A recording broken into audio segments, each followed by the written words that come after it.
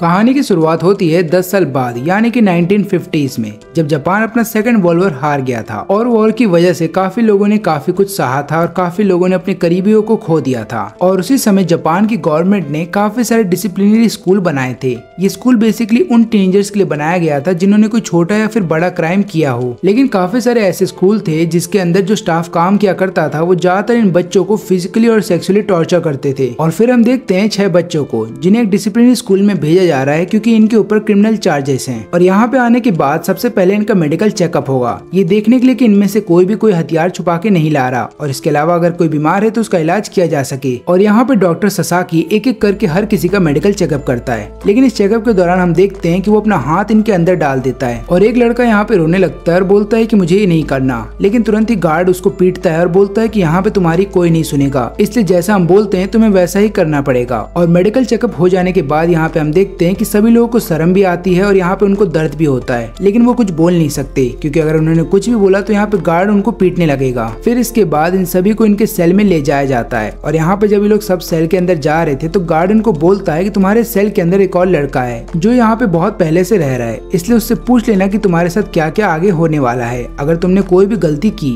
और फिर उसके बाद ये सब लोग जा करके उस लड़के से पूछते हैं कि तुम्हारा नाम क्या है और तुम यहाँ पे कितने समय से हो। लेकिन ये वाला जो लड़का है इनको कुछ भी जवाब नहीं देता, बस एक बुक पढ़ रहा होता है। और थोड़ी देर के बाद ये इनसे बोलता है कि मैं बच्चों से और बंदर से बात नहीं करता। और ये सुन लेने के बाद इन सबको गुस्सा आ जाता है और वो लोग इस लड़के से बोलते हैं कि पहली बात तो ये कि इस जेल के अंदर अगर किसी की मौत हो जाए तो किसी को कोई फर्क नहीं पड़ता, इसलिए हम तुम्हें सबक सिखाएंगे। और धमकी सुन लेने के बाद ये लड़का खड़ा हो जाता है और बोलता है कि ठीक है, तुम्हें अगर मुझसे फाइट करनी है तो आ जाओ। और जिस तरीके से ये खड़ा है उससे लग रहा है कि इसको बॉक्सिंग आती है। और तभी इन 6 में से एक लड़का जिसका नाम मारियो है वो तुरंत ही हमला करने चले जाता है इस लड़के पे, लेकिन वो तुरंत ही पिट जाता है। और फिर इसके बाद बाकी के जो 5 लड़के हैं जिसमें कि पहले का नाम है कैबेज, दूसरे का नाम है सोल्जर, तीसरे का नाम है टर्टल और चौथे का नाम है अनकवर्ड और 5वें वाले का नाम है जो। और ये लोग मिल करके भी इस लड़के को नहीं हरा पाते और आखिरी में अपनी हार मान लेते हैं। तभी मारियो बोलता है कि तुम रुक क्यों गए, चाहो तो मेरी जान ले सकते हो। लेकिन वहीं पे हम देखते हैं जो को, जो कि इस लड़के से बोलता है कि प्लीज मेरी जान बख्श दो और वो बदले में एक सिगरेट ऑफर करता है। और तभी इनका जो मेन गार्ड है इशिहारा वहाँ पे आ जाता है क्योंकि इस सेल से लगातार आवाजें आ रही थी। और वो साकुराजी को बोलता है कि तुमने ये क्या किया, तुम्हें पता ही है ना कि सेल के अंदर फाइटिंग नहीं कर सकते, इसलिए अब तुम्हें सजा मिलेगी। और फिर ये साकुराजी को बोलता है कि तुम्हें अपने घुटनों पे बैठना होगा। और फिर उसके बाद इशिहारा यहाँ पे अपने वुडन स्टिक से लगातार उसकी पीठ पे मारता रहता है। और फिर ये नजारा वो उन 6 लड़कों को भी दिखाता है और बोलता है कि अगर तुमने मेरा कहना नहीं माना या फिर मेरा कोई भी रूल तोड़ा तो याद रखना तुम्हारे साथ भी ऐसा ही होगा। लेकिन यहाँ पे इशिहारा लगातार साकुराजी को पीट रहा होता है, वो उसको इतना पीटता है कि उसकी पीठ पे घाव बन जाते हैं और लगातार वहाँ से खून भी निकलता है, लेकिन वो तब भी उसको पीटना नहीं रोकता। और ये दर्द इतना ज्यादा बढ़ जाता है कि साकुरागी वहीं पे बेहोश हो जाता है। फिर यहाँ पे हम देखते हैं इशिहारा को जो जाके सभी लड़कों को बोलता है कि इसने तुम्हें मारा था ना, तो चलो अपना बदला ले लो और जाओ इसको लगातार मारो और चिंता मत करना, अगर तुम्हारी मार से साकुराजी यहाँ पे मर भी जाता है तब भी मैं तुम पे कोई कार्रवाई नहीं करने वाला। तो अब बताओ कौन आगे आने वाला है। लेकिन इशिहारा के लगातार पूछने के बावजूद भी कोई भी लड़का आगे नहीं आता। और ये देख लेने के बाद इशिहारा को बहुत गुस्सा आने लगता है और वो फिर अपना सारा गुस्सा इन लड़कों पे उतारने वाला था। लेकिन तभी साकुराजी उठता है और यहाँ पे इशिहारा को बोलता है कि इन बच्चों की कोई गलती नहीं है, तुम्हें अगर बदला लेना है तो मुझसे लो, आकर के मुझसे लड़ो।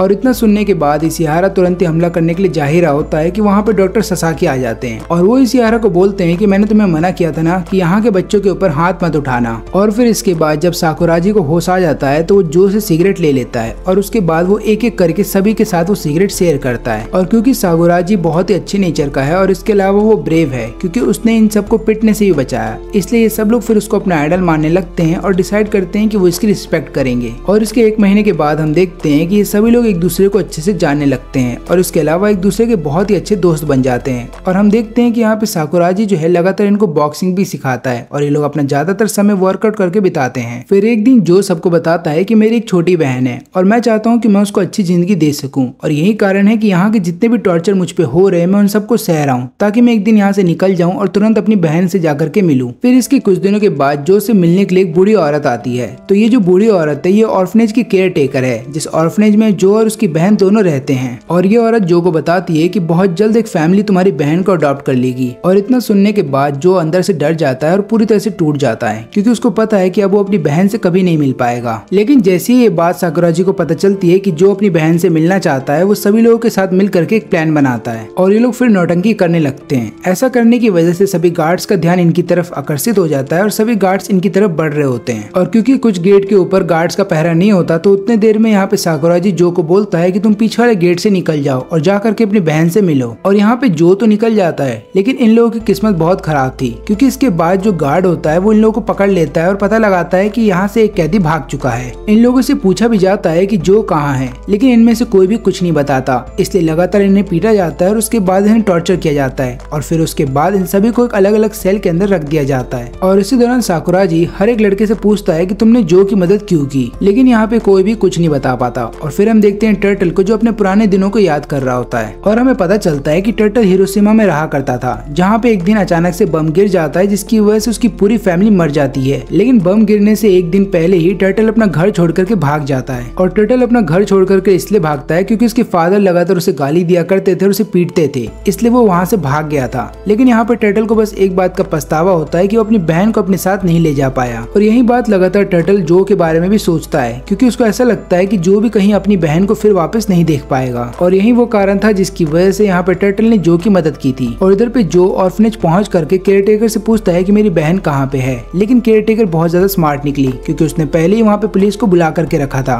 जो यहाँ पे पकड़ा तो जाता है, लेकिन वो लगातार अपनी बहन से बोलता है कि मेरे साथ चलो, मैं तुम्हें महफूज रखूंगा। लेकिन यहाँ पे उसकी बहन बोलती है कि मुझे तुम्हारे साथ नहीं जाना। अब ऐसा यहाँ पे जो की बहन जानबूझ के बोलती है, क्योंकि उसको पता है कि अगर वो अपने भाई के साथ अभी चली जाएगी तो यहाँ पे केयरटेकर लगातार कोशिश करेगी जो की लाइफ को और ज्यादा बेकार करने की, और हो सकता है वो जो को किसी गलत चीज में फंसा दे। और इसीलिए वो जो के साथ जाने के लिए मना कर देती है। वो खुश तो नहीं थी, लेकिन उसे इस बात की खुशी जरूर थी कि उसका भाई अब सेफ रहेगा और उसको और मुसीबत का सामना नहीं करना पड़ेगा उसकी वजह से। और आखिरी में जो की बहन बस इतना बोलती है कि अगर किस्मत में हमारे हुआ तो हम फिर मिलेंगे। और इधर पे जो को फिर से स्कूल भेज दिया जाता है, जिसके बाद उसको भी एक छोटे से सेल के अंदर रखा जाता है और लगातार पीटा जाता है। ना केवल इतना ही, उसे लगातार टॉर्चर भी किया जाता है। और इसके 2 हफ्तों के बाद इन सबको फिर से एक और सेल के अंदर रख दिया जाता है, जहाँ पे सब लोग एक साथ थे। और सब लोग जो से पूछते हैं कि जिस काम के लिए तुम गए थे क्या वो काम हो गया। लेकिन यहाँ पे जो रोते हुए बोलता है कि नहीं, वो नहीं कर पाया, वो अपनी बहन को वहाँ से नहीं बचा पाया और अब वो अपनी बहन को कभी नहीं देख पाएगा। तब साकुराजी उसको बोलता है कि कोई बात नहीं, कम से कम तुमने कोशिश तो की अपनी बहन को बचाने की। और ऊपर से एक बात याद रखना, तुम एक दिन इधर से जरूर निकलोगे और जब निकल जाओगे तब फिर से कोशिश करना अपनी बहन को ढूंढने का, हो सकता है तुम दोनों फिर से मिल जाओ। और इसके बाद इनकी बॉन्डिंग और भी अच्छी हो जाती है। लेकिन यहाँ पे इशिहारा को ये चीज पसंद नहीं आती कि सभी लड़के जो हैं साकुराजी की हर बात मान रहे हैं, और उसको ऐसा लगता है कि इनके बीच में उसको फूट लानी होगी। और तभी इशिहारा की नजर जाती है अनकवर्ड पे, और वो देखता है कि अनकवर्ड यहाँ पे साकुराजी को इतना पसंद नहीं करता। और वो अनकवर्ड को अपने पास बुलाता है और बोलता है कि तुम लोग जिस लड़के के साथ यानी कि साकुराजी के साथ इतना घुल मिल के खेल रहे हो, क्या तुम्हें पता है कि उसने क्या किया था? उसने अपने पेरेंट्स का खून कर दिया था। तो अब मुझे बताओ, क्या तुम लोग अभी भी उससे दोस्ती करोगे? और यहाँ पे मेस के अंदर जब सब लोग खाना खा रहे होते हैं तब अनकवर्ड वहाँ पे आता है और वो बताने लगता है सबको कि साकुराजी ने अपने पेरेंट्स का खून किया है। और इतना बोल करके वो लगातार उसको चिढ़ा रहा होता है। और यहाँ पे साकुराजी को गुस्सा आ जाता है और वो तुरंत ही अनकवर्ड को कॉलर से पकड़ लेता है और उसको पीटने ही वाला था कि तुरंत ही वहाँ पे इशिहारा आ जाता है और वो बोलने लगता है कि तुमने रूल्स को तोड़ा है, इसलिए चलो मेरे साथ तुम्हें पनिशमेंट देना होगा। और इसके बाद वो लगातार यहाँ पे साकुराजी को पीटने लगता है। तो देखा जाए तो इशिहारा अपना बदला ले रहा है, क्योंकि साकुराजी उससे नहीं डरता और इसी बात से इशिहारा चिढ़ता है। अब इधर पे अनकवर्ड जो है अपने बचपन के दिन को याद कर रहा होता है, जब उसके घर में इतनी ज्यादा गरीबी आ जाती है कि उसकी मम्मी जो है कहीं से खाना जुगाड़ करने के लिए अपने शरीर को बेचा करती थी। और अनकवर्ड ये सब चीजें देख लेता है और यही वो कारण है कि अनकवर्ड जल्दी किसी पे भरोसा नहीं करता।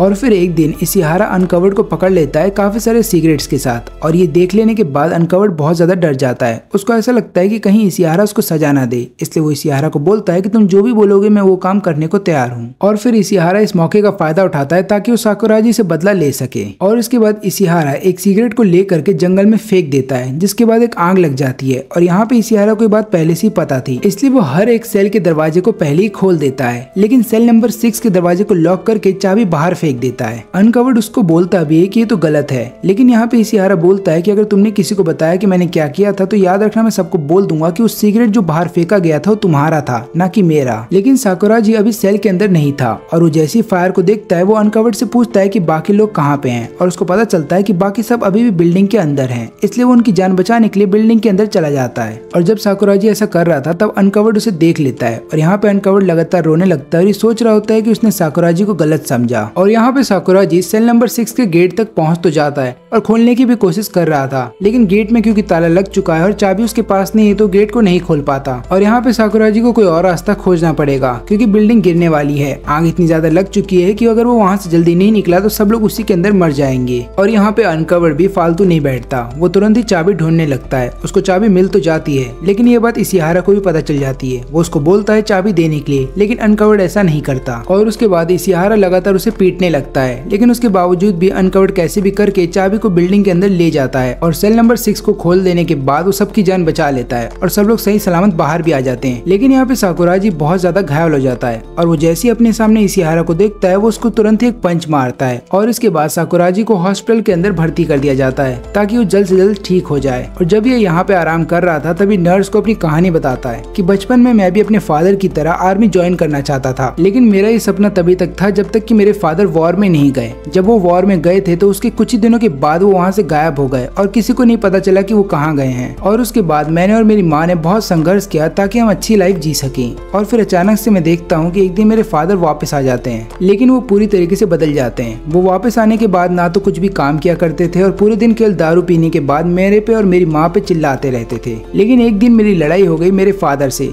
जहाँ पे मैंने उनको बोल दिया कि अब मैं आपको एडमायर नहीं करता और ना ही अपना हीरो मानता हूँ, आप एक लूजर हैं। और फिर इसके अगले दिन साकुराजी के फादर सुसाइड कर लेते हैं और तभी से साकुराजी ये बात मानता है कि कहीं ना कहीं उसकी वजह से उसके फादर ने अपनी जान ले ली, क्योंकि यहाँ पे साकुराजी ने अपने फादर को एक बार भी समझने की कोशिश नहीं की कि उसके फादर अभी किस सिचुएशन से गुजर रहे हैं। और क्योंकि साकुराजी ने आखिरी बार जब अपने फादर से बात किया तो उसने लगातार अपने फादर को बुरी बातें ही बोली, जिसकी वजह से उसके फादर ने सुसाइड कर लिया। इससे साकुराजी को ऐसा लगता है कि कहीं ना कहीं उसने अपने फादर की जान ले ली है और अपने फादर को खो देने के बाद अब साकुराजी किसी को खोना नहीं चाहता और यही वो कारण है कि वो अपने दोस्तों को बचाने के लिए कुछ भी करेगा। और ये सारी बातें ये सब लोग भी सुन लेते हैं और इसके बाद इनकी जो बॉन्डिंग है वो और भी ज्यादा अच्छी हो जाती है। और यहाँ पे मारियो सभी से बोलता है कि चिंता मत करो, नर्स यहाँ पे साकुराजी का अच्छा ध्यान रखेगी, हम लोग को वापस चलना चाहिए। और इसके कुछ दिनों के बाद साकुराजी को भी हॉस्पिटल से डिस्चार्ज कर दिया जाता है। वो तुरंत ही अपने सेल में वापस आता है और अपने सभी दोस्तों से फिर मिलता है। और इसके अलावा एक और नया गार्ड यहाँ पे आ जाता है जिसका नाम है कुमुगाई, क्योंकि इशिहारा को यहाँ पे सस्पेंड कर दिया गया है कुछ दिनों के लिए। फिर अगले दिन इन सभी से कम्युनिटी सर्विस करवाई जाती है। इसके बाद यहाँ पे सभी लोग बैठे होते हैं और बोलते हैं अपने अपने ड्रीम के बारे में और बताते हैं कि उसको एक दिन वो अचीव करके रहेंगे। और स्कूल वापस जाने से पहले ये लोग एक पेड़ के ऊपर अपने अपने ड्रीम को अच्छे से लिख देते हैं और वादा करते हैं कि हम लोग इसी स्पॉट पे फिर मिलेंगे जब हम लोग स्कूल से रिहा कर दिए जाएंगे। अब इसके कुछ दिनों के बाद इशिहारा अपने काम पे वापस आ जाता है और इशिहारा को अच्छे से पता है कि 1 महीने के बाद साकुराजी स्कूल से चला जाएगा,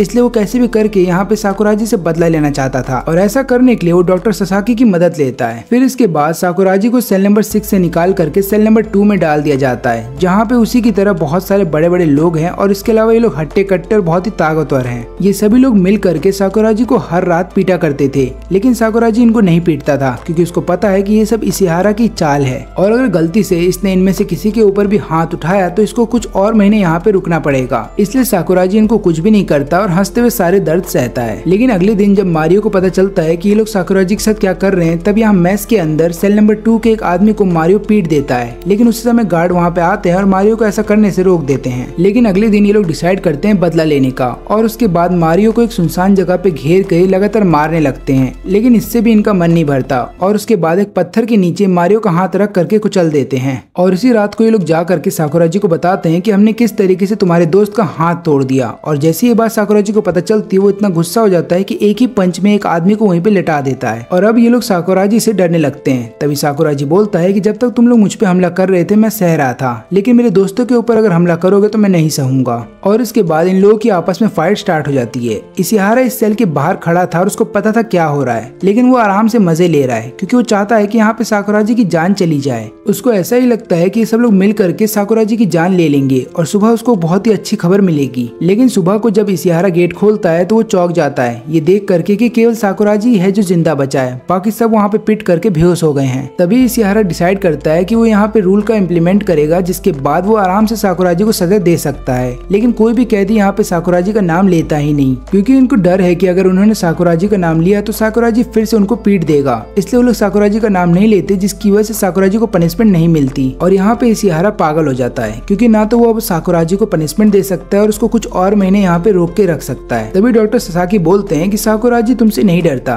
तो एक काम करो, तुम उसके दोस्तों को तकलीफ पहुंचाओ और अपने दोस्तों को तकलीफ में देखते हुए अगर वो कोई रूल तोड़ देता है तो उसके बाद तुम उसको पनिशमेंट भी दे सकते हो और महीने भर यहाँ पे रोक के भी रख सकते हो। लेकिन इशिहारा के प्लान के बारे में यहाँ पे सबको पता चल जाता है और ये लोग जा करके सबसे पहले साकुराजी को सारी बात बता देते हैं हैं और ये लोग साकुराजी से वादा करते हैं कि इशिहारा हम पे चाहे कितने भी टॉर्चर कर ले या हमें कितना ही पीटे, हम उसका सारा टॉर्चर सहेंगे, लेकिन चाहे कुछ भी हो जाए तुम रूल को मत तोड़ना। लेकिन साकुराजी ज्यादा देर तक नहीं देख पाता अपने दोस्तों को पिटते हुए, और यहाँ पे जब इशिहारा लगातार उसके दोस्तों को उसके आंखों के सामने पीट रहा होता है तो साकुराजी इशिहारा का हाथ पकड़ लेता है और ऐसा करने की वजह से वो रूल को तोड़ देता है। और इसके बाद साकुराजी को एक छोटे से सेल के अंदर डाल दिया जाता है और यहाँ पे इशिहारा का प्लान ये होता है कि वो लगातार पीटेगा साकुराजी को और उसको खाने पीने के लिए कुछ भी नहीं देगा ताकि कुछ दिनों के बाद वो भूख प्यास से मर जाए। अब यहाँ पे डॉक्टर ससाकी और इशिहारा साकुराजी के साथ ये सब जानबूझ के कर रहे हैं क्योंकि साकुराजी का 1 साल पहले एक पुराना सेलमेट हुआ करता था जिसका नाम था आइची, और आइची के साथ लगातार डॉक्टर ससाकी जो है सेक्सुअली उसको अब्यूज किया करता था और ऊपर से उसका रेप करता था। लेकिन ज्यादा दिनों तक ये आइची नहीं सह पाया और उसने सुसाइड कर लिया, और इसीलिए डॉक्टर ससाकी और इशिहारा को डर है कि अगर साकुराजी बाहर चला गया तो सबको बता देगा कि डॉक्टर ससाकी ने क्या किया था आइची के साथ, इसलिए ये दोनों इसको बाहर निकलने नहीं देंगे। और ये लोग फिर बाद में प्लान बनाते हैं कि वो लोग साकुराजी को कैसे उस सेल के अंदर मरने के लिए छोड़ देंगे। लेकिन इनका जो प्लान होता है ये कुमुगाई सुन लेता है और वो जा करके सभी लड़कों को पूरा प्लान बता देता है। अब यहाँ पे ये लोग डिसाइड करते हैं कि उन्हें साकुराजी की कैसी मदद करनी है, और उतनी देर में हम देखते हैं कि टर्टल चुपके से सेल के अंदर चला जाता है साकुराजी को और उसको खाना दे देता है ताकि साकुराजी कुछ दिन और जिंदा रहे जब तक ये लोग उसको निकाल नहीं लेते। लेकिन यहाँ पे इशिहारा गुस्से से पागल हो जाता है क्योंकि 2 हफ्ते बीत चुके हैं और अब तक साकुराजी की मौत नहीं हुई है। वो यही सोच रहा होता है कि मैंने तो उसको खाना पीना नहीं दिया तो वो मर क्यों नहीं जाता। लेकिन यहाँ पे इसको ये बात नहीं पता कि टर्टल और कुमुगाई चुपके से जा करके खाना दिया करते थे साकुराजी को ताकि उसको कुछ हो ना जाए। और यहाँ पे कुमुगाई मारियो को ये भी बात बताता है कि इशिहारा इस सब कामों में अकेला नहीं है, डॉक्टर ससाकी भी उसका साथ दे रहा है। लेकिन यहाँ पे इनको नहीं पता कि डॉक्टर ससाकी इनकी सारी बातें चुपके से सुन रहा है। और फिर उसी रात को जब कुमुगाई यहाँ पे खाना देने के लिए जाता है साकुराजी को तो गेट खोलते ही देखता है कि साकुराजी के ऊपर लगातार पानी गिराया जा रहा है और अगर ऐसा ही चलता रहा तो साकुराजी की मौत जल्दी हो जाएगी। और वो तुरंत उसकी मदद करने के लिए आगे बढ़ता ही है कि पीछे से इशिहारा आ जाता है। और इसके 2 दिन के बाद यहाँ पे मारियो को फिक्र होने लगती है कुमुगाई की। वो सोच रहा होता है कि कुमुगाई 2 दिनों से मेरे से हॉस्पिटल में मिलने नहीं आया, मुझे फिक्र हो रही है कि कहीं उसको कुछ हो तो नहीं गया, मुझे जा करके देखना होगा। लेकिन तभी उसके सामने इशिहारा आ जाता है और वो बताता है कि कुमुगाई अब नहीं आने वाला है क्योंकि उसने दारू पी करके गाड़ी चलाई जिसकी वजह से उसका एक्सीडेंट हो गया और वहीं पे उसकी मौत भी हो गई थी। लेकिन यहाँ पे मारियो को पता होता है कि इन लोगों ने मिल करके कुमुगाई की जान ले ली है। और उसके बाद जब वो हॉस्पिटल से डिस्चार्ज हो करके अपने सेल में वापस आता है तो अपने सभी दोस्तों को बताता है कि इशिहारा और डॉक्टर ससाकी एक साथ काम कर रहे हैं और वो दोनों साकुराजी को यहाँ से बाहर जाने नहीं देंगे। इसके बाद ये सब लोग मिल करके एक प्लान बनाते हैं कि साकुराजी को वो लोग यहाँ से कैसे भगाएंगे। और इन सबको ये बात भी पता है कि अगर गलती से लोग पकड़े गए तो इनको स्कूल में रखा नहीं जाएगा बल्कि इनको जेल भेज दिया जाएगा। लेकिन उसके बावजूद भी ये लोग साकुराजी की मदद करते हैं और यहाँ पे अनकवर्ड एक प्लान बनाता है और सबको बताता है कि वो लोग किस तरीके से साकुराजी को बाहर निकाल सकते हैं। लेकिन अभी सबसे ज्यादा इनको जरूरत है की यानी कि सेल की जो कि डॉक्टर ससाकी के पास रहती है। तो यहाँ पे जो बोलता है कि चिंता मत करो, मुझे पता है कि डॉक्टर ससाकी कैसा आदमी है, इसलिए मैं उसके पास जाऊंगा ताकि मैं चाबी ला सकूं। और ये लोग अपना काम करना स्टार्ट कर देते हैं। सबसे पहले तो जो अपनी बीमारी का बहाना करता है और बोलता है कि मेरे पेट में दर्द हो रहा है, जिसके बाद उसे डॉक्टर ससाकी के पास ले जाया जाता है। और यहाँ पे डॉक्टर ससाकी जब जो का चेकअप कर रहा होता है तो जो लगातार उसको हिंट दे रहा होता है कि वो उसके साथ सोने के लिए तैयार है। और यहाँ पे फिर डॉक्टर ससाकी उसको अपने रूम में बुलाता है और यहाँ पे डॉक्टर ससाकी उसके साथ कुछ करता उससे पहले जो तुरंत ही उठता है और उसके हाथ पांव बांध देता है और चाबी लेकर के वहाँ से भाग जाता है। और इसके बाद ये अपने सभी दोस्तों को बताता है कि मेरे पास चाबी आ गई है, हमें जल्द से जल्द साकुराजी को छुड़ाना होगा। फिर ये दोनों जब जा रहे होते हैं साकुराजी की सेल की तरफ तो वो लोग देखते हैं कि वहाँ पे इशिहारा भी है और वो इनको रोकता है। लेकिन यहाँ पे मारियो लगातार इशिहारा से लड़ने लगता है और बाद में एक पंच मार करके उसे वहीं पे बेहोश कर देता है और उसके बाद साकुराजी को वहाँ से छुड़ा लिया जाता है। और ये सब मिल करके यहाँ से भागने वाले थे। लेकिन हम देखते हैं कि यहाँ पे डॉक्टर ससाकी जिस रूम में बंधे हुए थे उस रूम में एक गार्ड आ जाता है और डॉक्टर ससाकी को ऐसे हालत में देख करके तुरंत ही अलार्म बजा देता है। और अलार्म बजने के बाद ये लोग समझ जाते हैं कि सब लोग मिल करके एक साथ यहाँ से नहीं भाग पाएंगे, इसलिए अनकवर्ड अपने आप को सेक्रीफाइस कर देता है और सभी गार्ड्स को अपनी तरफ बुलाता है। और यहाँ पे वो कैसे भी करके जा करके इलेक्ट्रिसिटी को काट देता है, जिसके बाद किसी भी गार्ड को कुछ दिखाई नहीं देता और ये लोग यहाँ से निकल करके जाने लगते हैं। लेकिन जैसे ये लोग फ्रंट गेट पे पहुंचते हैं वहाँ पे काफी सारे गार्ड थे, तो उन गार्ड्स को रोकने के लिए सोल्जर और कैबेज बोलते हैं कि हम दोनों उन सबसे लड़ेंगे, तब तक तुम लोग यहाँ से निकल जाना। और ये लोग आखिरी में कंपाउंड से बाहर निकल आते हैं। लेकिन जैसे लोग बाहर निकल आते हैं उधर पे इशिहारा इनका वेट कर रहा था और यहाँ पे इशिहारा नाइफ ले करके तुरंत ही हमला कर देता है साकुराजी पे। लेकिन मारियो उसको ऐसा करने से रोक देता है और यहाँ पे फिर मारियो मारियो को इशिहारा पे बहुत गुस्सा आता है और वो उसको लगातार पीटने लगता है। वो उसको तब तक पीटता है जब तक इशिहारा वहीं पे बेहोश ना हो जाए। और ये लोग जब यहाँ से काफी दूर चले आते हैं तब मारियो बहुत ज्यादा फिक्र करने लगता है अपने बाकी दोस्तों की। वो बोलने लगता है कि हमें उनको छोड़ के नहीं आना चाहिए था, हमें कैसे भी करके उन्हें भी अपने साथ ले लेना चाहिए था। तब यहाँ पे टर्टल और जो मारियो को समझाते हैं कि हमने जो भी चीज किया है वो साकुराजी की जान बचाने के लिए किया है और हमें बुरा तब लगना चाहिए था जब हम लोग अपनी जान पे खेलते लेकिन उसके बावजूद भी साकुराजी की जान नहीं बचा पाते। इसलिए अब हमें आगे बढ़ते रहना चाहिए और सोचना चाहिए कि साकुराजी को कहाँ रखे। और इसके बाद नर्स जिसका नाम सात्सुको है, जब उसको पता चलता है कि ये लोग स्कूल से भाग गए हैं तो वो इन लोगों को एक फार्म हाउस में छुपने के लिए बोलती है। न केवल इतना ही, ये लोग यहाँ पे छुप करके लगातार साकुराजी का इलाज भी कर सकते हैं। और फिर अगले दिन सात्सुको यहाँ पे काफी सारे मेडिसिन लेकर के आती है साकुराजी के लिए और बाकी सबके लिए कपड़ा और खाना भी लेकर के आती है। अब यहाँ पे सात्सुको इनकी मदद इसलिए करती है क्योंकि उसको पता है कि ये लोग सही हैं और ऊपर से उसे ये भी बात पता है कि डॉक्टर ससाकी ने यहाँ पे क्या क्या गलत काम किए हैं, इसलिए वो इनकी मदद करती है। अब यहाँ स्कूल में हम देखते हैं कि इन तीनों को अलग अलग सेल के अंदर बंद कर दिया जाता है और उसके बाद इनको भी सेम उसी टॉर्चर से गुजरना पड़ता है जैसे साकुराजी के साथ किया जा रहा था। और यहाँ पे हम देखते हैं कि जब साकुराजी को होश आता है और उसको पता चलता है कि बाकी लोग अभी स्कूल के अंदर रह गए हैं तो वो मारियो को बोलता है कि तुम लोग को वापस स्कूल के अंदर जाना होगा और उन लोगों की मदद करनी होगी। और यहाँ पे जो स्कूल वापस आ जाता है और जैसे ये बात इशिहारा को पता चलती है वो तुरंत ही जो से मिलने के लिए आता है और उसको डराता है। वो बताता है कि अब देखो तुम्हारे साथ क्या होगा। लेकिन यहाँ पे जो उनकी बातों से डरता नहीं, बल्कि जो यहाँ पे डॉक्टर ससाकी और इशिहारा को बताता है कि मुझे पता है कि तुम दोनों ने आइची के साथ क्या किया था। और ऊपर से आइची ने मरने से पहले एक सुसाइड नोट लिखा था जिसमें कि उसने सारी बात बताई थी कि तुम लोग उसके साथ क्या क्या किया करते थे। और ऊपर से सिग्नेचर के तौर पर उसने अपना खुद का खून भी वहाँ पे लगा दिया था। और तुम दोनों को तो पता ही होगा कि अगर मैंने ये बात जाकर के मीडिया में सबके सामने बता दी तो तुम्हारा क्या होगा। इसलिए अभी के अभी मेरे दोस्तों को टॉर्चर रूम से निकालो और मेरे साथ एक ही सेल के अंदर रख दो। और यहाँ पे ये लोग फिर एक ही सेल के अंदर आ जाते हैं, जिसके बाद जो यहाँ पे सबको बताता है कि साकुराजी ने मुझे यहाँ पे भेजा है ताकि मैं तुम लोगों की मदद करूं और यहाँ से तुम्हें निकाल लूं। और यहाँ पे हम फार्म हाउस पे देखते हैं कि साकुराजी लगातार अपने आप को रिकवर करने की कोशिश कर रहा है जो उसने टॉर्चर सहा है इशिहारा के हाथों से। और यहाँ पे हम देखते हैं मारियो को जो लगातार बॉक्सिंग की प्रैक्टिस कर रहा है। अब इसके बाद एक दिन मारियो और टर्टल जब मार्केट में जाते हैं तो वो देखते हैं कि अमेरिकन आर्मी बेस के सामने एक औरत खड़े रह के लगातार बॉक्सिंग मैचेस को प्रमोट कर रही है। अब यहाँ पे मारियो डिसाइड करता है कि वो भी इन मैचेस में पार्टिसिपेट करेगा ताकि वो देख सके कि वो कितना ज्यादा स्ट्रांग है। लेकिन उसके सामने जो अपोनेंट था वो एक अमेरिकन बॉक्सर था और वो इतना ज्यादा हट्टा कट्टा और ताकतवर था कि वो मारियो को लगातार पीटता है। और यहाँ पे मारियो उसके सामने इतना ज्यादा कमजोर हो जाता है कि मारियो एक सिंगल पंच भी उस अमेरिकन बॉक्सर को नहीं मार पाता। और मैच हार जाने के बाद जब ये दोनों एक जगह पे बैठे होते हैं तब लिली इनके पास आती है और बोलती है मारियो से कि तुम केवल बातें करना जानते हो लेकिन अंदर से तुम बहुत कमजोर हो। और इसके बाद लिली यहाँ पे खूब सारे पैसे देती है मारियो को और बोलती है कि जाकर के प्रैक्टिस करो क्योंकि मैं थक गई हूँ बार बार एक जापानीज को अमेरिकन के हाथों हारते हुए देख करके। इसके बाद मारियो उसका शुक्रिया करता है और बोलता है कि मैं वादा करता हूँ कि मैं तुम्हें इसका 10 गुना लौटाऊंगा। और फिर अगले दिन से मारियो खूब सारी प्रैक्टिस करने लगता है। न केवल वो बल्कि यहाँ पे साकुराजी भी लगातार उसके साथ प्रैक्टिस करता है, उसको सिखाता है कि तुम बॉक्सिंग में कैसे अच्छे हो सकते हो। और यहाँ पे टर्टल को पता होता है कि अगर मारियो को लगातार प्रैक्टिस करना है और अच्छा खाना खाना है तो उसके लिए इन्हें पैसे चाहिए। इसलिए टर्टल जा करके ब्लैक मार्केट में एक जॉब पकड़ लेता है जहाँ पे वो गुड्स को बेचता है। और यहाँ स्कूल में हम देखते हैं कि सोल्जर ने एक जापान डिफेंस फोर्स में एप्लीकेशन डाली थी कि उसको उनको ज्वाइन करना है और यहाँ पे उसको पता चलता है कि उसकी उस एप्लीकेशन को एक्सेप्ट कर लिया गया है और जब वो यहाँ से छूटेगा तो डिफेंस फोर्स को ज्वाइन करेगा। और यहाँ पे हम देखते हैं कि सेत्सुको सबको बोलती है कि क्यों ना हमें ग्रुप फोटो ले लें क्योंकि बहुत जल्द हमें ये फार्म हाउस छोड़ना पड़ेगा। और ग्रुप फोटो लेने के लिए यहाँ पे सात्सुको अपने दोस्त से कैमरा बोरो करती है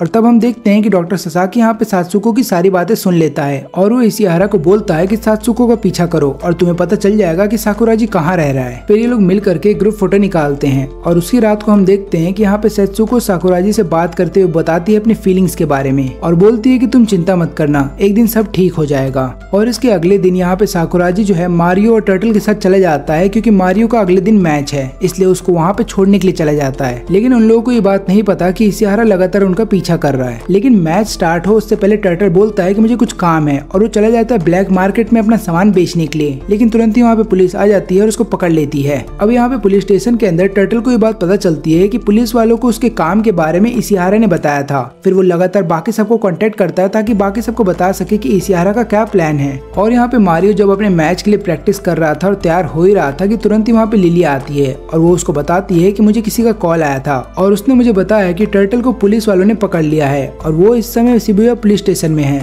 फिर यहाँ पे साकुराजी मारियो को बोलता है कि तुम चिंता मत मत करो, मैं जाकर के टर्टल को बचा लूंगा, तुम अपने मैच पे फोकस करो। और यहाँ पे मारियो फुल कॉन्फिडेंस में है इस बार, क्योंकि उसको लगता है कि वो इस मैच को जीत सकता है और उसने उसके लिए बहुत ज्यादा प्रैक्टिस की है। और यहाँ पे हम देखते हैं डॉक्टर ससाकी को, जो कि पुलिस वालों को जा करके बता देता है कि यहाँ पे इशिहारा और साकुराजी जो है वो इलीगल तरीके से गन सप्लाई कर रहे हैं अमेरिकन सोल्जर्स को। और ऐसा ही पुलिस वालों को इसलिए बताता है ताकि पुलिस वाले दोनों को पकड़ ले या फिर दोनों का एनकाउंटर कर दे, जिसकी वजह से यहाँ पे डॉक्टर ससाकी का जो राज है आइची वाला वो कभी बाहर ना आ पाए। और यहाँ पे हम साकुराजी को देखते हैं जो कि पुलिस स्टेशन जाने से पहले एक बार वहाँ पे कॉल करता है और टर्टल से सारी बातें करता है। तब टर्टल उसको सारी बातें बताता है और बोलता है कि इशिहारा को पता है कि हम लोग कहाँ पे रहते हैं। तब यहाँ पे साकुराजी डिसाइड करता है कि वो इशिहारा से जाकर के लड़ेगा और इस लड़ाई को हमेशा के लिए खत्म कर देगा। और इधर पे हम सोल्जर को देखते हैं जो कि जापान डिफेंस फोर्स को अब ज्वाइन करने वाला है और वो स्कूल से जा रहा है। और जाते समय उसके दोस्त लगातार उसके लिए चीयर अप करते रहते हैं और उसके लिए तालियां भी मारते हैं और वो लोग बहुत खुश थे कि सोल्जर अपनी नई लाइफ जीने वाला है। अब यहाँ रास्ते में जब साकुराजी जा रहा था तभी उसको इशिहारा मिलता है। वो फिर दोनों जब मिलते हैं तब यहाँ पे साकुराजी बताता है कि मुझे पता है तुम मुझसे बदला क्यों लेना चाहते हो, क्योंकि मैं तुमसे नहीं डरता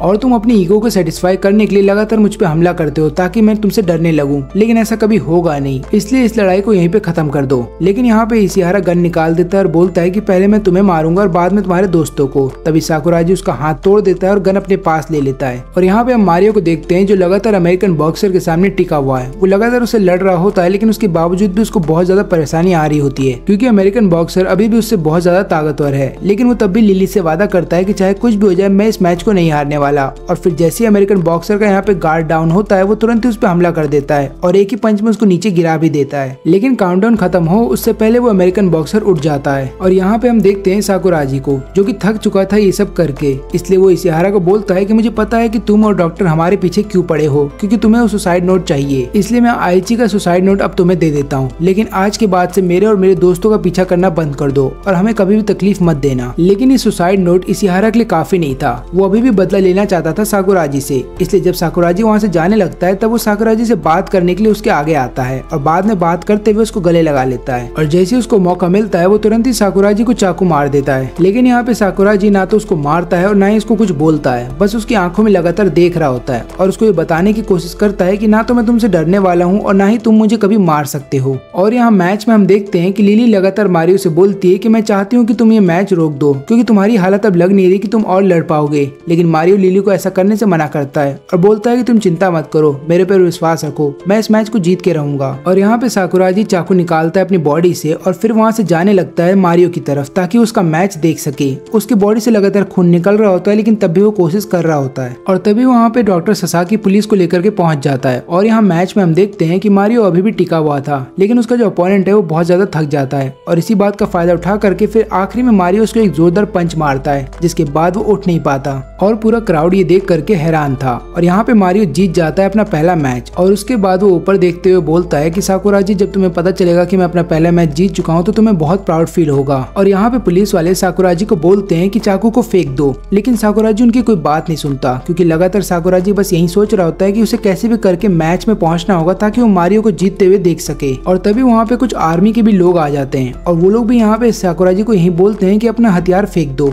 लेकिन यहाँ पे साकुराजी बस आगे बढ़ रहा होता है क्योंकि उसको मारियो के पास पहुंचना है। और तभी आर्मी वाले फायरिंग स्टार्ट कर देते हैं जिसमें कि साकुराजी को बहुत सारी गोलियां लगती हैं। और जब साकुराजी मर रहा होता है तो लगातार अपने दोस्तों के बारे में ही सोच रहा होता है और बोलता है कि तुम लोग अपना ड्रीम जरूर पूरा करना, और आखिरी बार अपने दोस्तों को अलविदा कहता है। और यहाँ पे मारियो जब मैच को जीत लेने के बाद घर वापस आता है तो सात्सुको को सारी बात बता देता है। वो बोलता है कि अब साकुराजी इस दुनिया में नहीं रहा। और उसके बाद सत्सुको चली जाती है साकुराजी की डेड बॉडी देखने के लिए। जब वो उसकी डेड बॉडी देखती है तो लगातार रो रही होती है। अब इस हादसे के कई साल बाद ये लोग फिर से रियूनाइट होते हैं, वो भी एक पेड़ के नीचे। ये वही पेड़ है जिसके ऊपर इन सब ने अपना अपना ड्रीम लिखा था। और यहाँ पे मारियो सबको बताता है कि साकुराजी की आखिरी ख्वाहिश यही थी कि हम सभी लोग अपना अपना ड्रीम पूरा करें। और सभी लड़के ये वादा भी करते हैं कि हाँ हम सब लोग अपना ड्रीम पूरा करेंगे, लेकिन उससे पहले हमें बदला लेना होगा डॉक्टर ससाकी से और इशिहारा से, क्योंकि उन दोनों ने मिल करके यहाँ पे साकुराजी की जान ले ली। लेकिन फिर इन्हें पता चलता है कि डॉक्टर ससाकी जो है वो मेयर के लिए खड़ा होने वाला है। और ये बात पढ़ने के बाद इनको बहुत गुस्सा आता है। वो लोग सोचते हैं कि ऐसा आदमी मेयर कैसे बन सकता है जिसने इनके साथ इतना गलत काम किया है और ऊपर से इनकी दोस्त की जान ले ली। अब यहाँ पे मारियो चला जाता है इशिहारा के पीछे और बाकी लोग चले जाते हैं डॉक्टर ससाकी को पकड़ने के लिए। और यहाँ पे इन लोगों को डॉक्टर ससाकी कार के अंदर आते हुए दिख जाता है। फिर वो लोग उस कार को रोकते हैं और डॉक्टर ससाकी को बाहर निकालते हैं और यहाँ पे वो लोग कुछ बातें करते हैं और उसके बाद डॉक्टर ससाकी वहाँ से चला जाता है। और इधर पे हम मारियो को देखते हैं जो कि इशिहारा के सामने सामने आ जाता है और वो देखता है कि इशिहारा लगातार यहाँ पर ड्रग ले रहा है। और यहाँ पे जब इशिहारा जैसे ही मारियो को देखता है तो उसको ऐसा लगता है कि साकुराजी उसके सामने आ गया है और फिर वो लगातार साकुराजी को बोलता है कि प्लीज मेरी जान ले लो। तब यहाँ पे मारियो को भी बहुत गुस्सा आता है और वो लगातार इशिहारा को पीटता है और आखिरी में वो चाकू निकाल लेता है और यहाँ पे इशिहारा की जान लेने वाला था। लेकिन तभी हमें दिखाया जाता है कि यहाँ पे डॉक्टर ससाकी जो है वो बहुत ज्यादा डर जाता है इन सभी लड़कों से। वो इतना ज्यादा डर जाता है कि वो अपने ऑफिस से बाहर ही नहीं निकलता। कोई भी चाहे उसे कितना ही बुलाए लेकिन वो अपने ऑफिस से बाहर नहीं निकलेगा। और तभी उसे एक कॉल आता है जो कि उसके लवर का होता है और यहाँ पे डॉक्टर ससाकी निकल जाता है अपने लवर से रूम के अंदर मिलने के लिए। लेकिन जैसे वो रूम के अंदर जाता है वहाँ पे जो था और वो लोग उसको बंदी बना करके एक बीच के पास ले आते हैं और यहाँ पे इन लोगों ने एक बहुत बड़ा गड्ढा खोद के रखा था डॉक्टर ससाकी के लिए। डॉक्टर ससाकी यहाँ पे इनसे माफी मांगता है और बोलता है कि मैं तुम्हें खूब सारे पैसे दे सकता हूँ, लेकिन ये लोग उसकी कोई बात नहीं सुनते और उसको गड्ढे में गाड़ देते हैं। लेकिन उसका जो सिर है वो बाहर रखते हैं और गड्ढा जो है पानी के एकदम पास किया जाता है ताकि लगातार पानी की लहरें वहाँ पे आए और डॉक्टर ससाकी को सांस लेने में तकलीफ हो। और फिर ये सब लोग वहाँ से जाने लगते हैं। डॉक्टर ससाकी उनसे माफी मांगते हुए बोलता है कि प्लीज मुझे यहाँ से बाहर निकालो, लेकिन ये लोग बोलते हैं कि तुम्हें कन्फेस करना होगा कि तुमने क्या क्या गुनाह किया है और वो लोग यहाँ से चले जाते हैं। और यहाँ पे ससाकी की सांस उखड़ रही होती है और उसको ऐसा लगता है कि अब वो मरने वाला है और थोड़ी देर के बाद उसकी आंख बंद हो जाती है। लेकिन जब उसकी आंख खुलती है तो वो अपने आप को एक रूम में पाता है और फिर उसको समझ में नहीं आता कि जो भी चीज उसके साथ हुई थी वो सपना था या फिर हकीकत। और यहाँ पे हम मारियो को देखते हैं जो कि सात्सुको के घर पे उसका वेट कर रहा था और जब सात्सुको वहाँ पे आती है तो मारियो उसको सारी बात बताता है। वो बोलता है कि मैं इशिहारा को नहीं मार पाया क्योंकि वो व्यक्ति पहले ही मर चुका है और उसको अब इसी दर्द के साथ जीना होगा। और यहाँ पे हम देखते हैं ससाकी को जो कि एक स्पीच देने वाला होता है सबके सामने, लेकिन तुरंत ही वो क्राउड में देखता है जो और कैबिज को, जिनको देखने के बाद वो बहुत ज्यादा डर जाता है और वो कुछ भी बोल नहीं पाता। अब उतने देर में हम देखते हैं टर्टल को जो कि साउंड रूम के अंदर जाने के बाद तुरंत ही वो रिकॉर्डिंग लगा देता है ससाकी की, जहाँ पे वो सारी बातें कन्फेस कर रहा है कि उसने क्या क्या गुनाह किया है। और जैसे ही सारी बातें पूरी पब्लिक को पता चल जाती हैं उसको तुरंत ही मेयर के पद से हटा दिया जाता है और ऊपर से उसका हॉस्पिटल वाला जॉब भी उससे छीन लिया जाता है। और यहाँ पे हम देखते हैं सात्सुको को जो कि साकुराजी के ग्रेव के पास जाती है और उसको बोलती है कि तुमने जिन लड़कों को ट्रेनिंग दी थी आज वो लड़के अपने पाँव पे खड़े हो गए हैं और लोग अपनी लाइफ में बहुत अच्छा कर रहे हैं और जितने भी लोग तुम्हारी मौत के लिए जिम्मेदार थे उन सबको सजा मिल गई है। और यहाँ पे हम देखते हैं इन सबको जो कि उसी पेड़ के नीचे थे और यहाँ पे मारियो हर किसी को एक बुलेट देता है। ये वही बुलेट है जो कि साकुराजी की बॉडी के अंदर से निकाले गए थे और सभी को बोलता है कि इस बुलेट को संभाल के रखना। और इसके बाद सब लोग अपने अपने रास्ते चले जाते हैं ताकि अपने ड्रीम को कंटिन्यू कर सकें। और यहाँ से जाते समय मारियो फिर से पीछे मुड़कर देखता है पेड़ की तरफ और वो देखता है कि वहाँ पे उसको साकुराजी दिखाई दे रहा है और साकुराजी यहाँ पे सब लोग को देख करके बहुत खुश था। तब मारियो उसको बोलता है कि एक दिन मैं तुम्हारी तरह बन के रहूंगा। और फिर इसके बाद मारियो जाता है सात्सुको से मिलने के लिए और उसको कुछ पैसे देता है और बोलता है कि ये वो पैसे हैं जो मैं रेंट के तौर पे तुम्हें चुकाना चाहता हूँ। लेकिन यहाँ पे सात्सुको पैसा लेने से मना कर देती है तो मारियो बोलता है तुम्हें पैसे तो लेने होंगे क्योंकि अब मैं बच्चा नहीं रहा हूँ, मैं खुद से पैसे कमा सकता हूँ और ऊपर से तुमने जो भी हमारे लिए किया है उसके लिए पैसे भी बहुत कम है और ऊपर से मेरे पास 2 मूवी के टिकट भी हैं। और यहाँ पे फिर मारियो शर्माते हुए बोलता है कि मेरे जितने भी दोस्त हैं वो अभी बिजी हैं, इसलिए मैं चाहता हूँ कि तुम मेरे साथ मूवी देखने चलो क्योंकि मैं नहीं चाहता कि मूवी के टिकट बेकार हो जाए। फिर यहाँ पे सत्सुको बोलती है कि मैं आज शाम तो नहीं आ पाऊंगी क्योंकि मुझे अपने पेरेंट्स के साथ कहीं पे जाना है, लेकिन हम कल चलते हैं मूवी देखने के लिए, वो भी सुबह सुबह। और यहाँ पे मारियो बोलता है कि ठीक है हम कल चलेंगे। और फिर हमें पता चलता है कि शाम में एक्चुअली सत्सुको अपने पेरेंट्स के साथ जाती है उस लड़के को देखने के लिए जिसके साथ उसकी शादी तय हो गई है। लेकिन यहाँ पे सत्सुको का चेहरा देखने के बाद ऐसा लग रहा है कि वो शादी से खुश नहीं है, लेकिन वो करे भी क्या क्योंकि वो अपने पेरेंट्स के खिलाफ नहीं जा सकती। और यहाँ पे हम देखते हैं मारियो को जो कि एक बार के अंदर काम करता है और वहाँ पे टर्टल और जो भी आ जाते हैं। फिर तीनों मिल करके खूब बातें करते हैं और खूब सारी दारू पीते हैं। और अगले दिन यहाँ पे मारियो चला जाता है सत्सुको को मूवी दिखाने के लिए। फिर सत्सुको उसको चिढ़ाते हुए बोलती है कि तुम तो मूवी के आधे में ही सो गए थे। फिर इसके बाद शाम होते ही वो लोग चले जाते हैं फील्ड के अंदर जहाँ पे सत्सुको बोलती है कि तुम्हारा शुक्रिया क्योंकि आज का मेरा दिन बहुत अच्छा था। और यहाँ पे सत्सुको मारियो से कुछ और भी बोलना चाहती थी लेकिन वो चुप हो जाती है। लेकिन बाद में जो एक जगह पे काम करने के लिए आता है और वो देख लेता है सत्सुको को एक लड़के के साथ और वो समझ जाता है कि उसकी एंगेजमेंट हो चुकी है और ये सारी बात जा करके वो मारियो को बता देता है। अब मारियो को जब ये बात पता चलती है तो वो बहुत ज्यादा दुखी हो जाता है। और इसके अलावा मारियो जहाँ पे काम कर रहा था वहाँ पे एक कस्टमर लगातार उसके साथ बदतमीजी कर रहा था, जिसके बाद मारियो को बहुत गुस्सा आता है और वो लगातार उस कस्टमर को पीटने लगता है। लेकिन ऐसा करने की वजह से उसको जॉब से निकाल दिया जाता है। अगले दिन मारियो फिर उसी बार में आता है और वहाँ के ओनर को बोलता है कि मुझे माफ कर दीजिए, जो मैंने किया वो अगली बार से नहीं करूंगा, प्लीज मुझे जॉब पे रख लो। लेकिन तभी वहाँ पे वो आदमी आ जाता है जो कि कल रात को पिटा था। वो अपने साथ पुलिस वालों को भी लेकर के आता है और यहाँ पे मारियो को अरेस्ट करवा लेता है। अब मारियो क्योंकि 19 साल का था तो जिसकी वजह से अब उसको वापस से डिसिप्लिनरी स्कूल में नहीं भेजा जाएगा और ऊपर से पुलिस वालों को ये भी पता चलता है कि वो डिसिप्लिनरी स्कूल से भाग गया था। इसकी वजह से मारियो के ऊपर अब ट्रायल किए जाएंगे। इसका मतलब ये है कि अब मारियो का जो डिसीजन है कि उसके साथ आगे क्या होगा वो कोर्ट में लिया जाएगा, और अगर कोर्ट यहाँ पे मारियो के खिलाफ फैसला सुनाता है तो मारियो को जेल भेज दिया जाएगा। और यहाँ पे मारियो के सभी दोस्तों को जब ये बात पता चलती है कि मारियो के ऊपर कोर्ट का केस होने वाला है तो लोग डिसाइड करते हैं कि उन्हें कैसे भी करके मारियो को यहाँ से बचाना होगा, इससे पहले कि जज अपना फैसला सुना दे। लेकिन यहाँ पे जज के सामने बिठा दिया जाता है मारियो को, जिसके बाद जज मारियो को बोलता है कि तुम डिसिप्लिनरी स्कूल इसलिए भेजा गया था तुम्हें क्योंकि तुमने अपने ही टीचर के ऊपर हाथ उठाया था, और तुम्हें पता है ना कि वो 3 महीने तक हॉस्पिटल में था। क्या तुम मुझे बता सकते हो कि तुमने ऐसा क्यों किया था? अब यहाँ पे मारियो कुछ बोलना चाहता था लेकिन वो चुपचाप वहीं पे बैठा रहता है। और यहाँ पे अनकवर्ड अपने सभी दोस्तों को बताता है कि अगर हमें मारियो को बचाना है तो हमें सबसे पहले उस स्टूडेंट को ढूंढना होगा जिसके ऊपर अत्याचार हो रहा था। और फिर हमें पता चलता है कि एक्चुअली में मारियो ने अपने टीचर को इसलिए पीटा था क्योंकि वो एक फीमेल स्टूडेंट को लगातार फिजिकली असॉल्ट कर रहा था, और उस लड़की का नाम था योशिडा। हमें कैसे भी करके योशिडा को लेकर के आना पड़ेगा ताकि वो यहाँ पे गवाही दे सके कि उसके साथ क्या क्या हुआ था, तभी जाकर के हम मारियो को बचा पाएंगे। और इसके बाद ये लोग 3 ग्रुप में बढ़ जाते हैं। यहाँ पे सोल्जर और टर्टल उस आदमी से मिलने के लिए जाते हैं जिसको मारियो ने बार के अंदर पीटा था,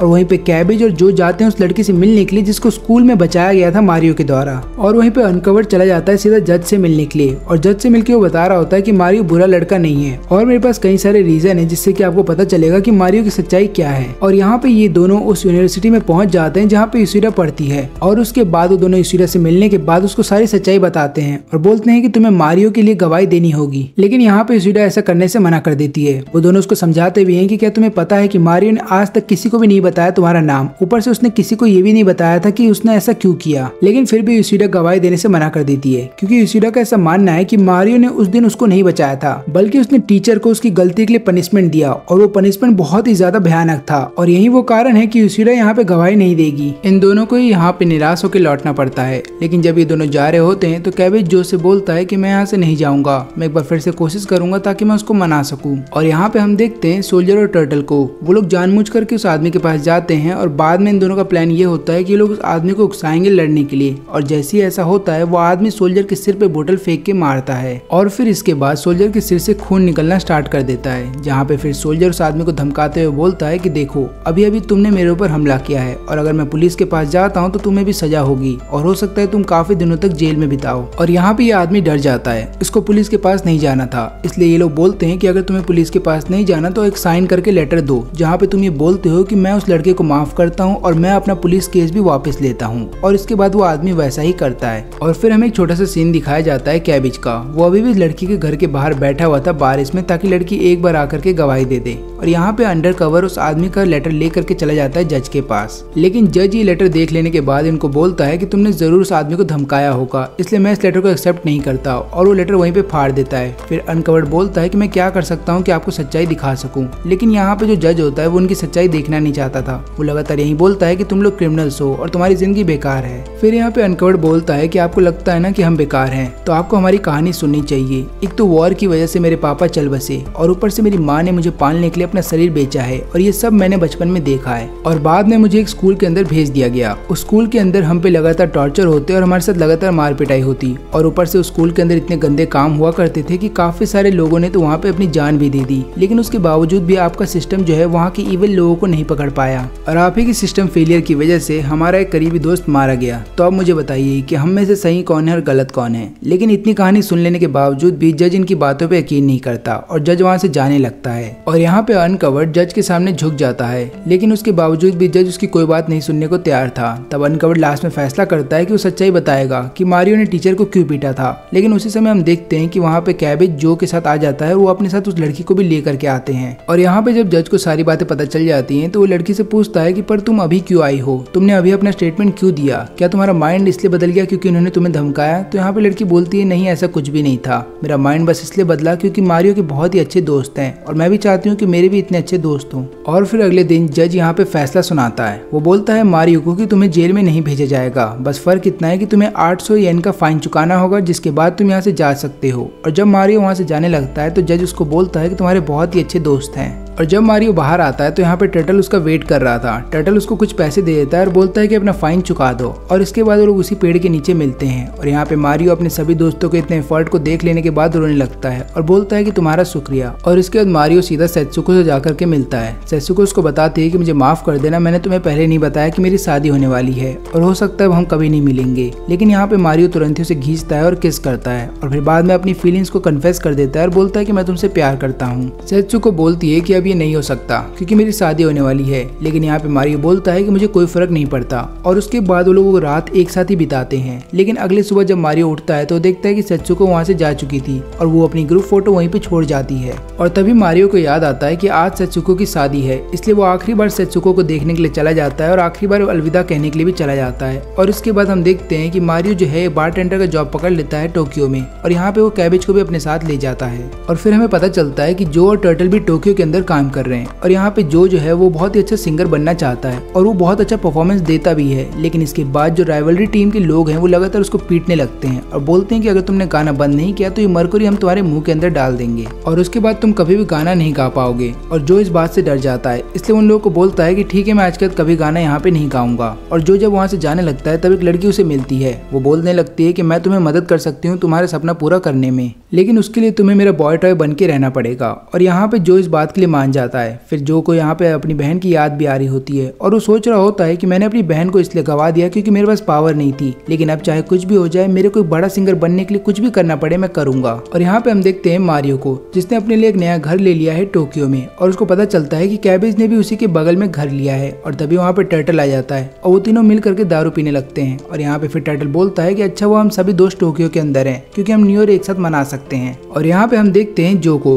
वो भी मकासी के साथ। ये वही औरत है जिसने की जो से वादा किया था कि मैं तुम्हें स्टार बना दूंगी। फिर ये औरत पूछने लगती है जो से कि तुमने म्यूजिक को ही करियर के रूप में क्यों चुना। और जो यहाँ पे बताता है कि बचपन में मेरे को और मेरी बहन को हमारे पेरेंट्स ने अबेंडन कर दिया था, जिसके बाद हमारी पूरी परवरिश एक ऑर्फनेज में हुई। लेकिन आगे चल करके मैं अपनी बहन से दूर हो गया। मेरी बहन आज कहाँ चली गई है मुझे नहीं पता, लेकिन मैं चाहता हूँ एक फेमस सिंगर बनना ताकि मेरे पास इतनी पावर आ जाए कि मैं अपनी बहन को ढूंढ सकूं, या फिर मैं इतना ज्यादा फेमस हो जाऊं कि मेरी बहन मुझे ढूंढते हुए वापस आ जाए मेरे पास। फिर एक दिन टर्टल यहाँ पे जो को उस औरत के साथ देख लेता है और जो को फिर इन्वाइट करते हुए बोलता है कि मारियो ने अपने लिए नया घर लिया है, क्यों ना हम उस रूम के अंदर चलें और मिल करके न्यू ईयर की पार्टी करें। लेकिन जो ऐसा करने से मना कर देता है और टर्टल को बोलता है कि आज का मेरा पीछा मत करना और ना ही मुझे रास्ते में टोकना। ये सुनकर के टर्टल का दिल टूट जाता है। और उसके बाद जब सभी दोस्त एक साथ बैठे होते हैं तो जो के बारे में सबको बताता है। वो बोलता है कि जो की जो नई मैनेजर है वो उसके साथ ये सब काम कर रही है। वो चाहती है कि जो अपने पुराने पास्ट को भूल जाए ताकि वो आगे चल करके एक बेटर सिंगर बन सके, इसलिए उसने कहा है कि अपने दोस्तों को भी भूल जाओ। लेकिन यहाँ पे जो जिस औरत के साथ रहता है वो केवल ना तो उसका फायदा उठा रही है बल्कि वो जो को ट्रेनिंग भी देती है। वो इतनी ज्यादा ट्रेनिंग देती है जो को कि वक्त के साथ साथ जो यहाँ पे बहुत ही अच्छा सिंगर बन जाता है। फिर एक दिन मारियो जो से मिलता है, लेकिन जो वहाँ से जाने लगता है तो मारियो बोलता है कि चिंता मत करो, तुम्हारी लाइफ में तुम्हें जो करना है करो और मैं तुम्हारी नई लाइफ में तुम्हें इंटरफेयर नहीं करूंगा।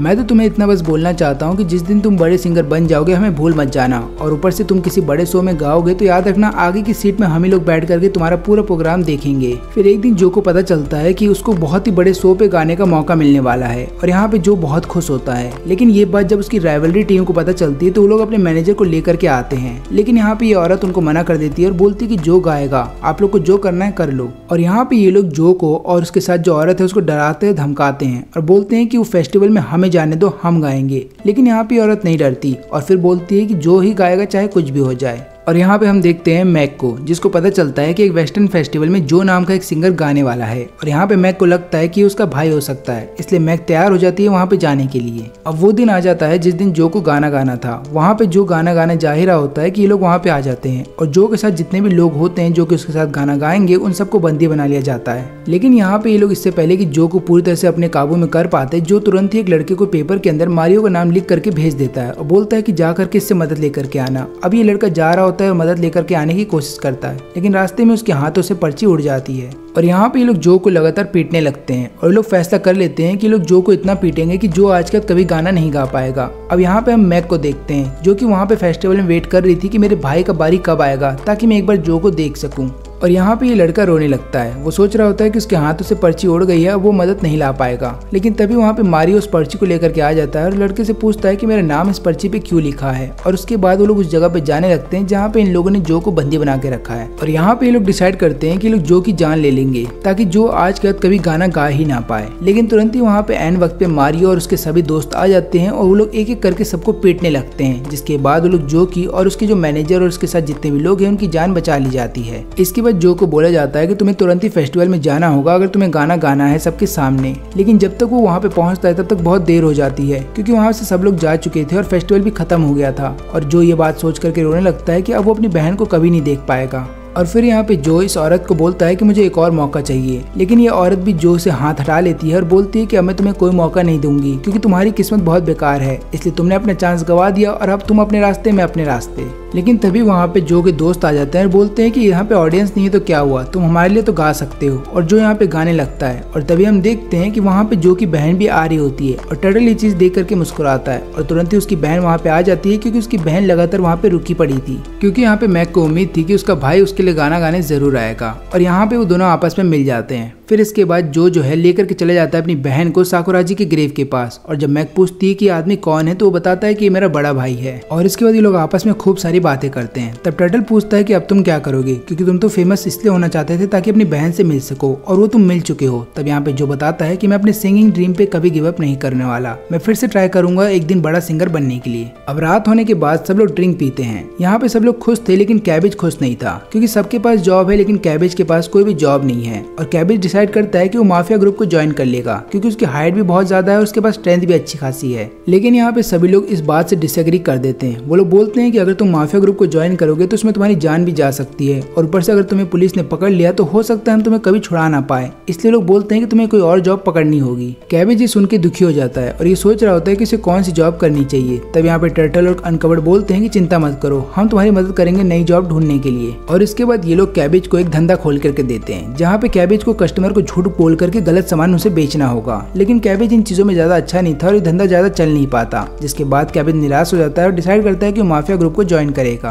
और इसके बाद कैबेज चला जाता है फुकुमोटो गैंग के पास और वो गैंग ज्वाइन कर लेता है और एक आदमी को असाइन किया जाता है ताकि वो कैबेज को हर एक चीज सिखा सके। लेकिन यहाँ पे कैबेज बहुत भोला होता है, इसलिए वो हर बार कुछ न कुछ गड़बड़ कर देता है जिसकी वजह से उसको पीटा जाता है। टर्टल और यहाँ पे अनकवर्ड जाकर के मारियो को सारी बात बता देते हैं कि कैबेज कौन सी जॉब कर रहा है। तब यहाँ पे मारियो बोलता है कि चिंता मत करो, उसे थोड़ा टाइम दो, उसे अपने आप ही पता चल जाएगा कि जो जॉब वो कर रहा है वो गलत है। लेकिन फिर एक दिन कुछ ऐसा होता है कि एक आदमी अपने हाथ में स्वॉर्ड लेकर के आ जाता है फुकुमोटो गैंग के लीडर को मारने के लिए। लेकिन उस आदमी को रोकते हुए टकाना जो है वो इंजर्ड हो जाता है। लेकिन यहाँ पे कैबेज अपनी पावर का सही से इस्तेमाल करता है और उस आदमी को हरा देता है। जैसी ये बात मारियो को पता चलती है कि कैबेज के साथ क्या हुआ है, वो तुरंत ही हॉस्पिटल जाते हैं उसको देखने के लिए। तब वहाँ पे उन्हें टकाना मिलता है। तो यहाँ पे टकाना बताता है कि चिंता मत करो, कैबेज को कुछ नहीं हुआ और ऊपर से अब वो हमारे साथ काम नहीं करता क्योंकि हमारे ही बिजनेस के एक आदमी ने जा करके कैबेज को दूसरी जगह जॉब दे दिया है। अब वो एक सुमन रेसलर है। ऐसा हमने इसलिए किया क्योंकि हमें पता था कि वो एक अच्छा आदमी है। और इसके बाद मारियो उस आदमी को एक ड्रिंक पिलाता है जिसने कि यहाँ पे कैबेज को मदद किया एक नए जॉब ढूंढने के लिए, और वो बोलता है कि तुम्हारा शुक्रिया।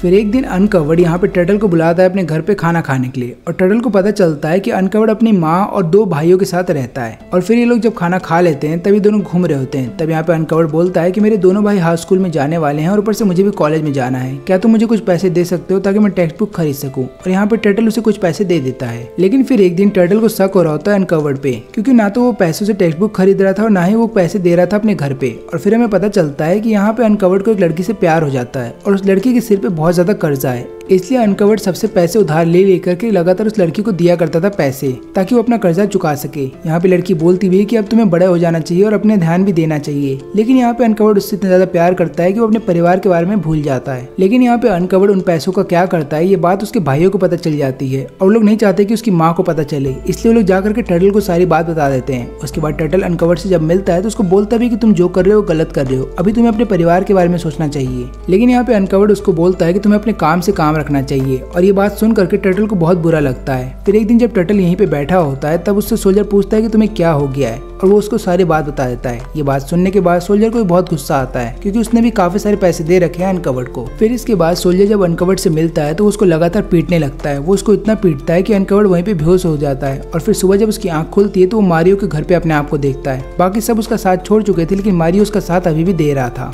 लेकिन फिर हमें पता चलता है कि अनकवर्ड का कुछ और ही प्लान है। वो अपने प्यार के साथ यहाँ से भागना चाहता है और वो घर में जितना भी कैश पड़ा होता है उसको चुरा लेता है। वो एक बार भी अपने परिवार के बारे में ना सोच करके लड़की का वेट कर रहा होता है उस जगह पे जहाँ पे लड़की ने बोला था मेरा वेट करने के लिए। लेकिन जिस लड़की से प्यार करता था वो किसी और के साथ भाग जाती है और बेचारा अनकवर्ड यहाँ पे पूरी रात बारिश में बैठा रहता है उस लड़की के इंतजार में। तभी वहाँ पे टर्टल आता है और उसे घर ले जाता है। अनकवर्ड यहाँ पे 2 से 3 दिन तक डिप्रेशन में रहता है और तभी उसे न्यूज में खबर मिलती है कि जिस लड़की से वो प्यार किया करता था वो अपने लवर के साथ सुसाइड कर लेती है। और ये बात सुनने के बाद वो और भी ज्यादा दुखी हो जाता है। इसके बाद अनकवर्ड अपने घर पे वापस जाता है और अपनी माँ से माफी मांगता है और उसके बाद उसने जिससे पैसे लिए थे उन सभी को वो पैसे लौटा देता है और अपनी लाइफ को एक सही ट्रैक पे ले आता है। और फिर एक दिन अनकवर्ड उन सभी को एक पेड़ के नीचे ले आता है जहाँ पे वो वेट कर रहा था उस लड़की का, और सबको बता रहा होता है कि वो लड़की तो इस दुनिया में नहीं रही, लेकिन मुझे ऐसा लगता है कि वो इस पेड़ के जरिए मुझसे बोलना चाहती है कि मुझे अपनी लाइफ अच्छे से जीनी होगी। फिर यहाँ पे एक दिन टर्टल को एक आदमी मिलता है। ये बूढ़ा आदमी उसको बोलता है एक सिगरेट देने के लिए, लेकिन यहाँ पे टर्टल बोलता है कि मैं सिंगल सिगरेट नहीं बेचता, इसलिए आपको पूरा बॉक्स लेना पड़ेगा। लेकिन यहाँ पे बूढ़ा आदमी बोलता है मेरे पास पैसे नहीं है। तो टर्टल बोलता है कि ठीक है, फ्री में ले लो। और फिर अगले दिन टर्टल को पता चलता है कि लिली अमेरिका जाने वाली है, और वो टर्टल को भी बोलती है कि तुम्हें मेरे साथ आना चाहिए, इससे होगा यूँ कि हम अमेरिका जाकर के अच्छा खासा बिजनेस कर पाएंगे। लेकिन यहाँ पे टर्टल श्योर नहीं था कि उसे अमेरिका जाना चाहिए या फिर नहीं। लेकिन यहाँ पे टर्टल के पास इतने पैसे नहीं होते, और ऊपर से वो सोच रहा होता है कि वो कैसे जाएगा अमेरिका, क्योंकि उसके पास इतने पैसे नहीं है। और तभी उसे कॉल आता है मिस्टर सुगी का। ये वही बूढ़ा आदमी है जिसको उसने सिगरेट दिया था, और ये आदमी बोलता है कि मैं तुम्हें सिखाऊंगा नया बिजनेस अमेरिका में, क्या तुम मेरे साथ अमेरिका चलोगे। और ऊपर से मिस्टर सुगी यहाँ पे टर्टल से वादा भी करते हैं कि वो उसको खूब सारे पैसे देंगे बिजनेस करने के लिए। टर्टल इसके बारे में बहुत सोचता है, लेकिन अगले दिन वो लिली के पास आता है और बोलता है कि मैं जापान में ही रह के बिजनेस करना चाहता हूँ, मैं अमेरिका नहीं जाना चाहता। लेकिन तभी वहाँ पे दो आदमी आते हैं और वो लिली को बताते हैं कि तुम अमेरिका नहीं जा रही, क्योंकि जिस जनरल के साथ तुम्हारा चक्कर चल रहा था, तुम सोच रही थी कि उसके साथ तुम अमेरिका चली जाओगी, उसने तुम्हें धोखा दे दिया है और वो तुम्हारा सारा पैसा भी ले जा चुका है। अब लिली को ऐसे हालात में देखने के बाद टर्टल डिसाइड करता है कि वो अपने सभी दोस्तों के साथ मिल करके लिली के लिए एक नया घर ढूंढेगा, ताकि लिली वहाँ पे रह सके, और ऊपर से उसको पैसे की भी मदद करेगा ताकि लिली अपनी लाइफ में फिर से आगे बढ़ सके।